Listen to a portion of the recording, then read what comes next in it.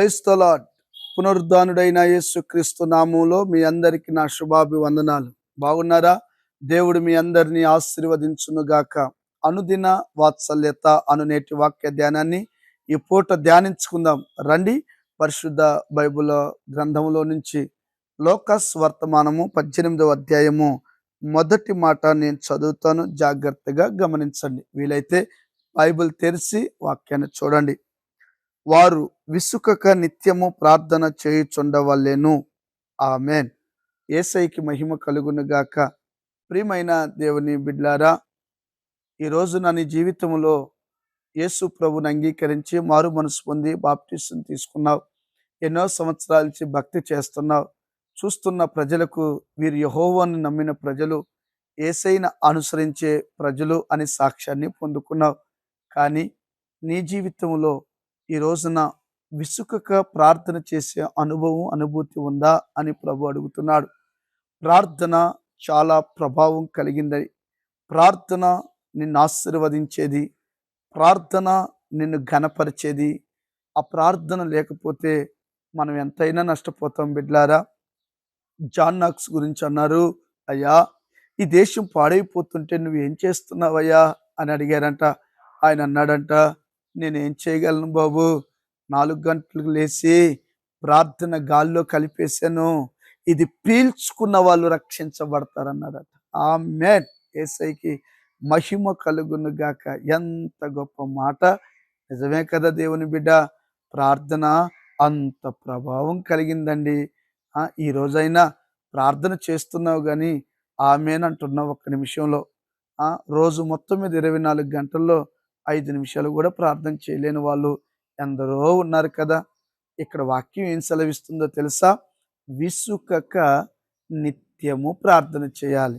ఏదైనా ఒకటి పట్టుకుంటేనంట పట్టు విడువని విక్రమార్కుల్లాగాను ప్రార్థన చేయాలి బిడ్డ. ఈడ ఒక విధవరాలు మనకు కనబడుతుంది. ఆ తల్లి మరి స్థలం దగ్గర చిన్న గొడవ ఏర్పడింది.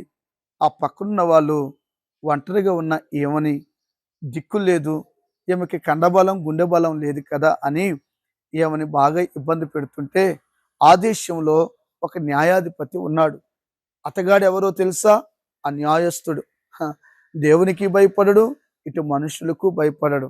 దేవునికి మనుషులకు భయపడిన వారి మధ్యలో నువ్వు కాపురాన్ని చేస్తున్నావేమో, దేవునికి మనుషులకు భయపడని వ్యక్తుల మధ్యలో నువ్వు నివాసం చేస్తున్నావో ఏమో నాకు తెలియదు, కానీ భయపడొద్దు బిడ్లారా.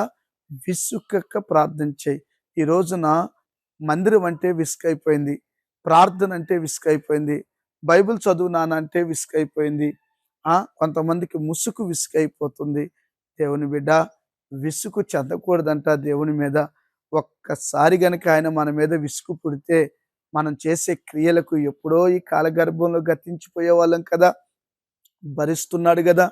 నీవు నేను చేస్తున్న అవిధేయతలు, అన్యాయాలు, అక్రమాలను భరిస్తున్నాడు కదా. దేవుడు సహిస్తున్నాడు కదా. దేవుడు ఇకను పాపులమై ఉండగానే ఇంకను ప్రేమిస్తూనే ఉన్నాడు కదా. చూసారా బిడ్లారా, మనం విసిగిపోకూడదండి. పరిచర్య ఆత్మిచ్చాడా, చక్కగా పరిచర్య చేయి. ఆ పరిచర్యలో నువ్వు విసుక్కోవద్దు. ప్రార్థన ఆత్మిచ్చాడా, ప్రార్థన చేస్తూ ఉండు. ఆ ప్రార్థన పొద్దాకులు నేనే చేయాలా అని విసుక్కోవద్దు. ఇచ్చిన కృపను దేవుడు తీసేసుకుంటాడు, జాగ్రత్త. సౌలు దగ్గర నుంచి లాగి వేసుకున్నట్లు మన దగ్గర నుంచి లాగేసుకుంటాడేమో. ఇచ్చిన ఆ వరాలను మనం ఏం చేయాలంటే కాపాడుకోవాలి. పౌలు వలె.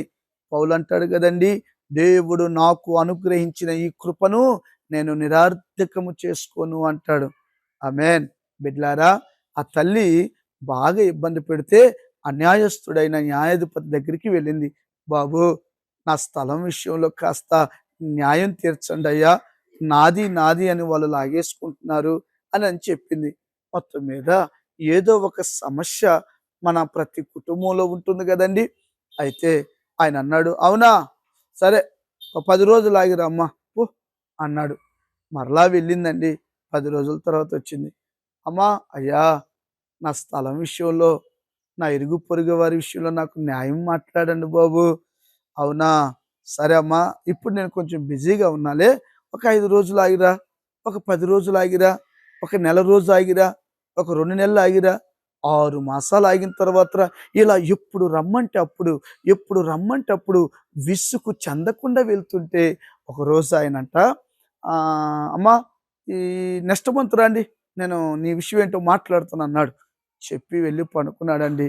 ఆ న్యాయస్థుడైన ఈ న్యాయాధిపతితో పడుకొని, ఒరే నేను దేవునికి భయపడను, ఇటు మనుషులకు భయపడను, కానీ ఈ విధవరాలు నన్ను తొందర పెట్టుచున్నదేమిటి?